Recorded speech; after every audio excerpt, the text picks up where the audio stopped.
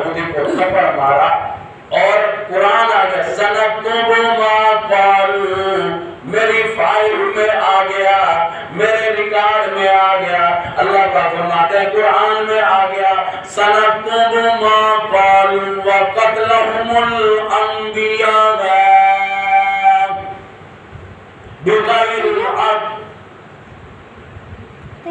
فرمایا یہ وہ بدبخت یہودی ہے، یہ وہ ظالم ہے جنہوں نے میرے ہزاروں نبیوں کو قتل کر دیا۔ وَنَقُولُ ذُوقُوا عَذَابَ الْحَرِيقِ، میں نے بھی ان کے لیے جلا دینے والا، تباہ اور برباد کر دینے والا عذاب تیار کر رکھا ہے۔ تو بتانا یہ چاہتا تھا کہ جب حضرت صفوان کے ساتھ بعد میں آئی، بہتان جو لگا، کہنے لگی کہ میں کہ چلی جاؤں، حضرت نے فرمایا جیسے آپ کی مرضی، نکالا نہیں، خود گئی۔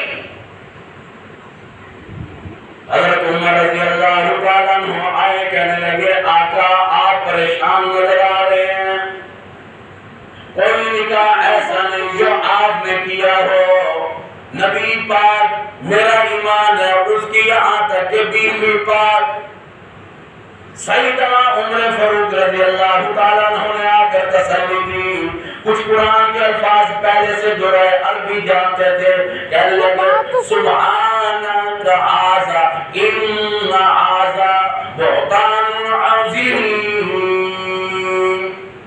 سبحانک ھذا بہتان عظیم، یہ ہماری امی جان پر بہتان ہے، نہیں ہے ہماری امی جان ایسی۔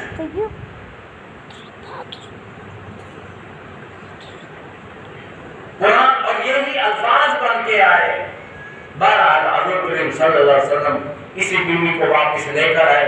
مطلب یہ کہ اس بیوی کا ذکر اس لیے کیا، اس کو حمیرہ پیار سے بلاتے تھے، اس سے بڑا پیار تھا، اور حضور صلی اللہ علیہ وسلم نے فرمایا کہ سیدہ عائشہ صدیقہ رضی اللہ تعالیٰ عنہا کو بڑی فضیلت ہے۔ پوچھا گیا کہ کوئی آپ مثال بیان کرے، فرمایا کھانوں میں سے سب سے زیادہ فضیلت ہے سرید کو۔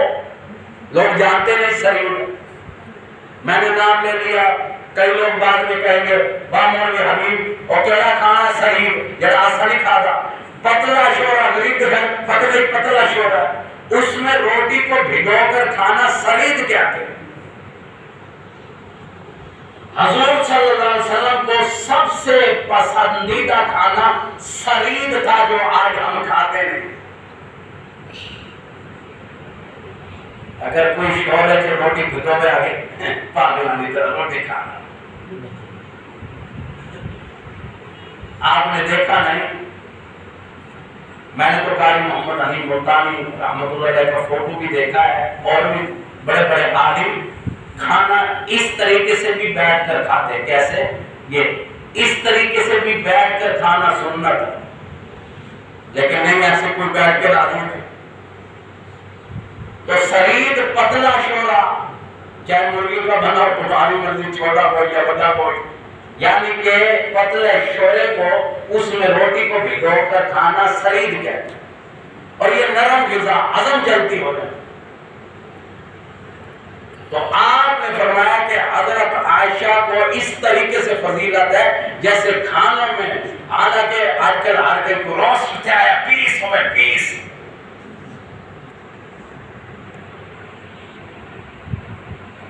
تو میں کیا بتاؤں کہ یہ روسٹ ہوئے پیس وغیرہ ان چیزوں سے بلڈ پریشر اور فالج کا اٹیک بھی زیادہ ہوتا ہے۔ کیوں کہ مسالہ دار چیزیں زیادہ ہوتی ہیں، تو مسالہ دار چیزیں زیادہ کھانے سے فالج کا اٹیک ہو سکتا ہے۔ سرید کھانے سے لقوے سے بھی آدمی بچتا ہے، یہاں تک کہ فالج سے بھی بچتا ہے، اور یہاں تک کہ نسیان کی مرض، کافی سارے مرضیں بھی دور ہوتی ہیں۔ آج 17واں روزہ، یہاں تک کہ 17ویں روزے میں اللہ پاک نے یہاں تک ایک مقام ایسا آیا، یہاں تک کہ 2 ہجری ہے، ابھی پہلا ہی سال گزرا تھا، ابھی روزوں کو فرض ہوئے تقریباً 16 دن گزرے تھے، 17ویں دن جنگ بدر کا معاملہ سامنے آ گیا۔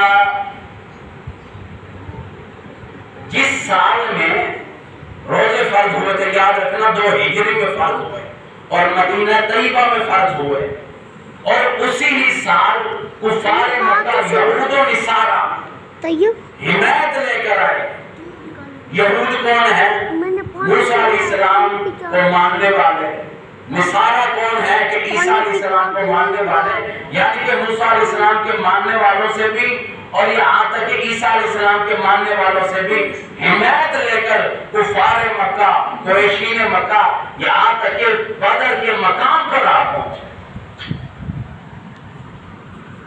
حضرت صلی اللہ علیہ وسلم مسجد نبوی میں بیٹھے تھے۔ اب معاملہ یہ ہوا کہ کیا کریں آقا؟ امیر حمزہ رضی اللہ تعالیٰ عنہ آپ کے چچا جان کہنے لگے کہ وہ چڑھ کر آئے ہیں، ہمیں مٹانے کے لیے آئے ہیں، بڑا اسلحہ اکٹھا کر کے لائے ہیں، ساز و سامان، کیا اب ہم ان کے ساتھ لڑیں؟ حضور نے فرمایا نہیں نہیں نہیں، لڑائی اچھی نہیں نہیں۔ 3 مرتبہ چچا جان نے کہا کہ وہ چل کے آئے،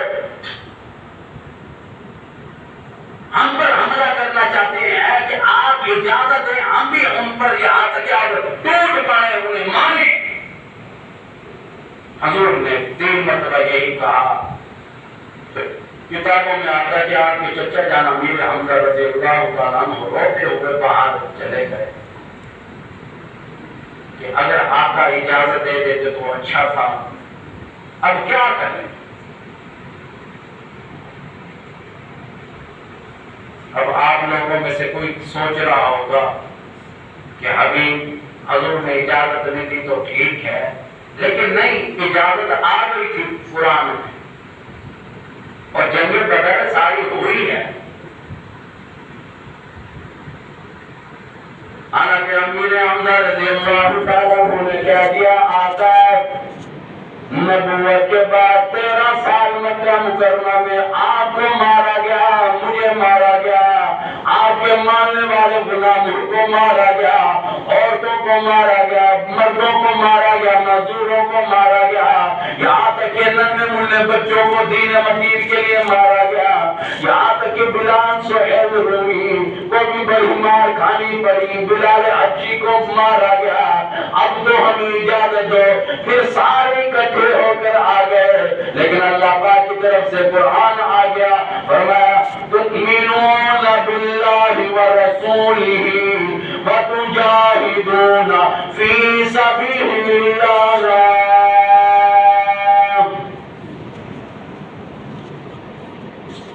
آج باہر نکل آؤ، روزے رکھتے ہوئے آؤ، تراویح پڑھتے ہوئے آؤ، قرآن کی تلاوت کرتے ہوئے باہر آ جاؤ۔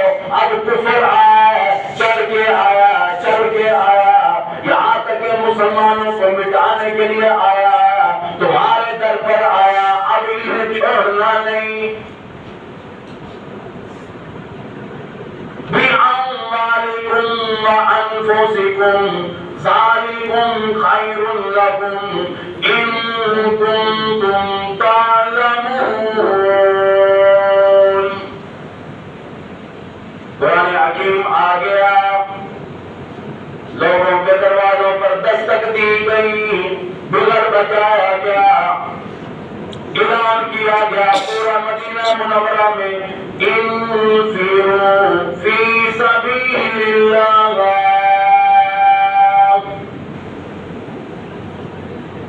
اور اللہ نے بلا دیا کہ آپ فی سبیل اللہ کے لیے آ جاؤ۔ اب آنے کا آرڈر دیا گیا کہ آؤ، جلدی آؤ۔ تیزی سے آ رہے ہیں مسلمان۔ کتابوں میں آتا ہے کہ حضرت حنظلہ رضی اللہ تعالیٰ عنہ سواد رات کی بیوی سے جمع کیا، اعلان سنا، اس قدر شوق تھا جذبہ جہاد کا، غسل کرنا بھی یاد نہیں رہا، بھول گئے، دوڑتے ہوئے آئے۔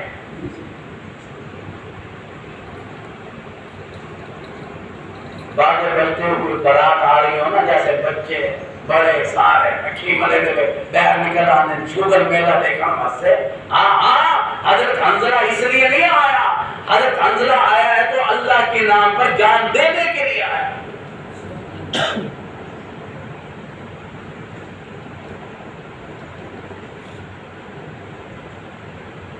جہاد فی سبیل اللہ میں یہاں تک کہ جنگ بدر میں یہ صحابی شہید ہو گیا۔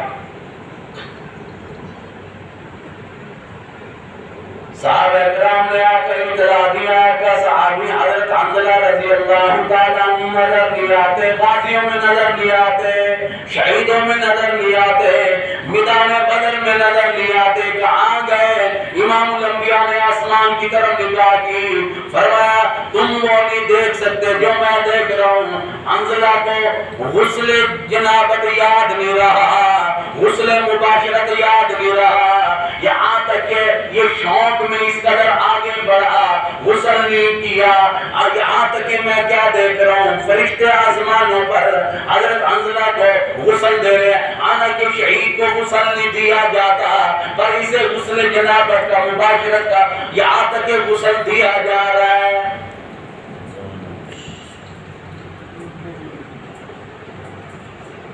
تمہیں کون بتایا جنگ بدر کے معاملات میں؟ ایک عورت آئی، سر کے بال لے کر آئی، کہنے لگی آقا سارے گھر میں تلاش کیا، سوئی بھی باقی نہیں، میرے پلے روپیہ پیسہ نہیں، میرے پلے درہم نہیں، میرے پلے ساز و سامان نہیں، یہاں تک کہ سر کے بال لے کر آئی ہوں، مبیدہ کسی یہاں تک کہ صحابی کی سواری کی رسی بن جائے گی۔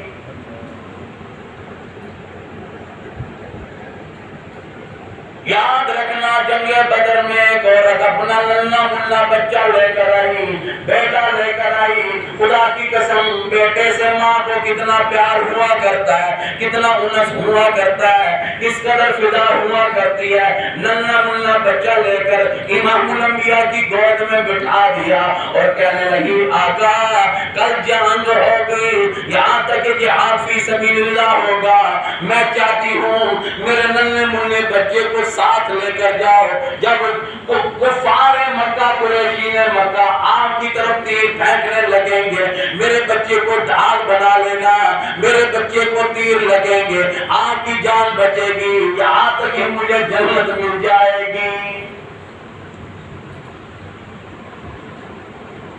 چھوٹے سے بچے کو لے کر آئی، کہنے لگی آقا یہ گود میں آپ کی گود میں رکھ دیا، یہاں تک کہ آپ پر فدا ہونے کے لیے تیار ہے، میں اپنا جگر کا ٹکڑا پیش کروں، خدا کی قسم ایسی سوچ تو دیکھو عورتوں کی کہ کیا خدا کا عرش نہ ہل گیا ہو گیا؟ کیا خدا کا عرش نہیں ہلنا ہوگا کہ دیکھو یہ عورت کیا کام کر رہی ہے؟ بیٹا ننھا منھا بچہ اور جہاد فی سبیل اللہ ہے، اور کس لیے دیا کہ آقا کی جان بچے۔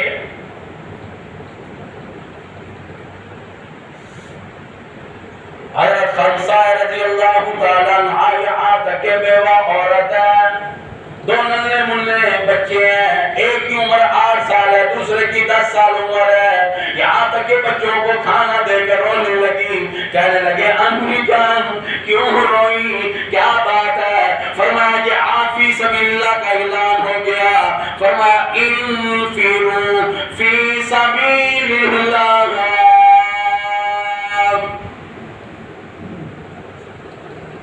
بیٹا تم کھانا کھاؤ، تمہارے مطلب کی بات نہیں، امی جان پہلے بتاؤ۔ کہنے لگی قرآن میں آ گیا، اعلان آ گیا، جہاد فی سبیل اللہ کے لیے اللہ نے بلا لیا، اللہ کے رسول کے پاس آ جاؤ، تؤمنون باللہ ورسولہ وتجاہدون فی سبیل اللہ۔ قرآن آ گیا، اللہ نے بلایا، اللہ نے۔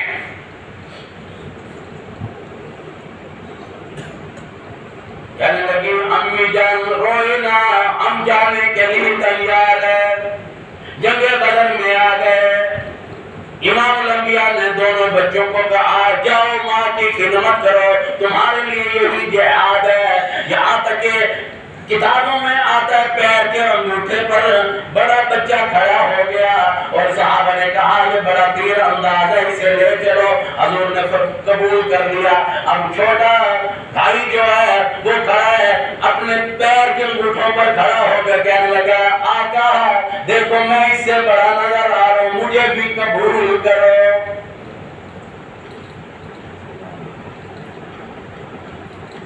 حضور نے فرمایا کہ ابھی تم چھوٹے ہو، جاؤ ماں کی خدمت کرو، تمہارے لیے یہی جہاد ہے۔ رو رہے زارو قطار رو رہے، آقا نے پوچھا کیا بات ہے؟ کہنے لگا میرا بھائی حضرت معاذ ہے، میں معوذ ہوں رضی اللہ تعالیٰ عنہما، ہم دونوں بھائی ہیں۔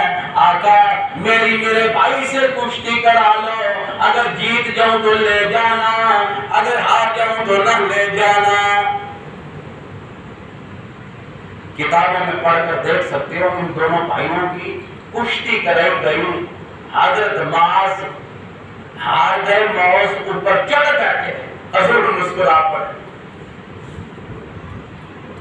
حالانکہ صرف بھائی کے کان میں کہہ دیا آپ بڑے بھائی جان ہو، کہاں ہارو گے؟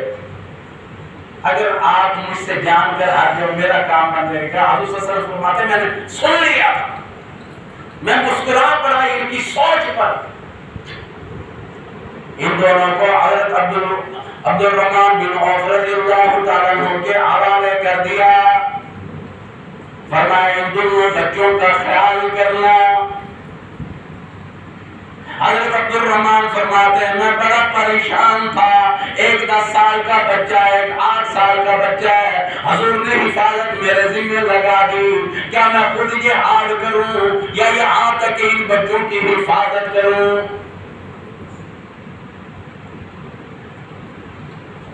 فرماتے ہیں میں یہ سوچ رہا تھا۔ دونوں بچوں نے کہا کہ چچا جان یہ بتاؤ ابو جہل کون ہے؟ ابو جہل کون سا ہے؟ فرمایا وہ دیکھو سرکش گھوڑے پر جو جا رہا ہے یہ ابو جہل ہے۔ عبد الرحمن کہتے ہیں میرے دل میں آیا کہ یہ شاید ابو جہل کو کبھی دیکھا نہیں، زیارت کرنا چاہتے ہیں۔ اور دونوں بھائیوں نے ذرا سر باہر نکالا، آنکھوں ہی آنکھوں میں پروگرام بن گیا ابو جہل کو یہاں تک کہ نیست و نابود کرنے کا۔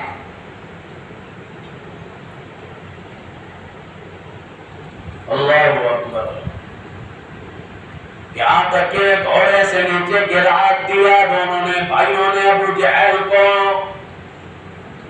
یوں لکھا ہے ان دونوں بچوں نے ابو جہل کو قتل کر دیا، سر اڑا دیا،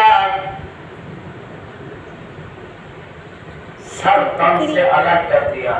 شادی فرمایا کرتے تھے سید عطا اللہ شاہ بخاری، سب کے دور رحمۃ اللہ ایک منٹ پکڑ میں بھی پانی پی کے آئے۔ کہنے لگے کہ جب سر کاٹنے لگے تو ابو جہل کہنے لگا ذرا نیچے سے کاٹنا، کیوں؟ یہ سردار کا سر ہے، جب تمہارے دربار میں سر رکھے جائیں گے پتہ چلے کسی سردار کا سر رکھا گیا ہے۔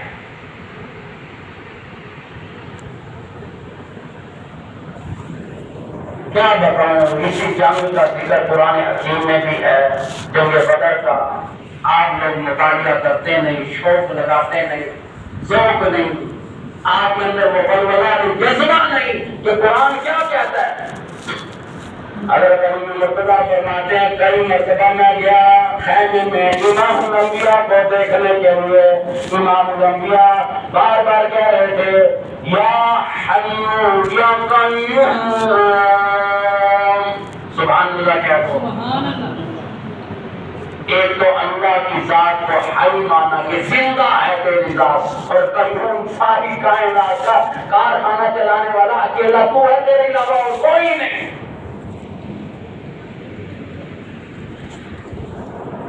امام الانبیاء روئے ہیں، کہنے لگے کہ الہی مٹھی بھر جماعت لے کر آیا ہوں، اگر آج یہ مٹ گئی تیرا نام لینے والا کوئی نہیں، الہی حفاظت فرما۔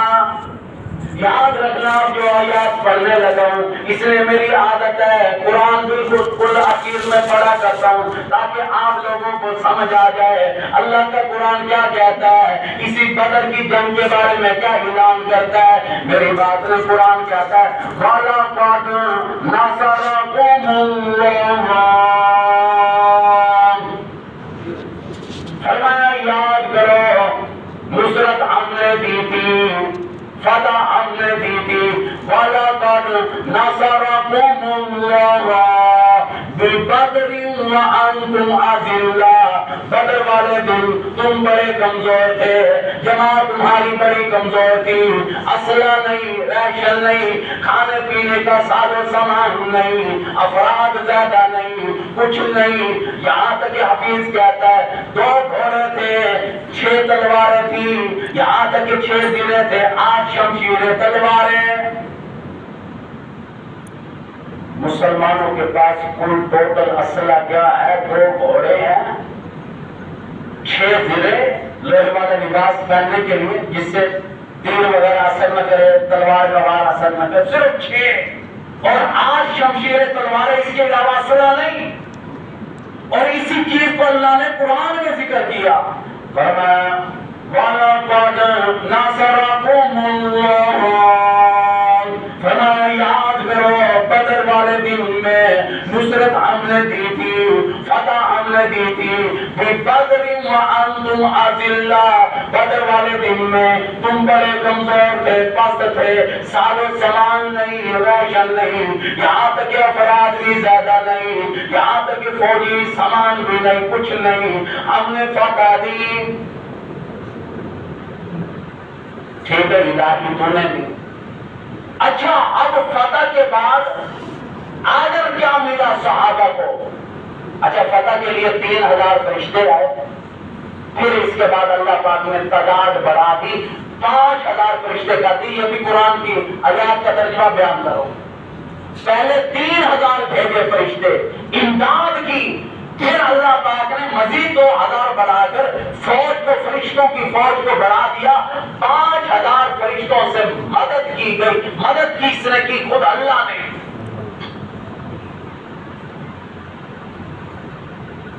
ٹھیک ہے جی فتح ہوئی، اب کیا کریں؟ اب تو ہم کفار کے سامنے اگڑا کریں گے۔ فرمایا نہیں نہیں ایسا نہیں کرنا، الہی پھر کیا کرے؟ قرآن فوراً آ گیا فَاتَّقُوا اللَّهَ، مدنی سب کہہ دو سبحان اللہ۔ اس کا ترجمہ یہ ہے کہ اللہ سے ڈرتے رہو، فتح کر کے آئے ہو، یہ فتح تمہاری طرف سے نہیں، میری عطا کرتا ہے، اب بھی مجھ سے ڈرو۔ ایک جنگ ہے جنگ حنین، وہاں صحابہ کرام کے دل میں آ گیا تھا، اب ہم کثرت سے ہیں، زیادہ ہے، حالانکہ ہزاروں کی تعداد میں، یہاں تک کہ جنگ حنین میں صحابہ کرام کی آنکھیں پھوڑ دی گئی۔ پڑھ کے دیکھو قرآن میں ذکر ہے جنگ حنین کا۔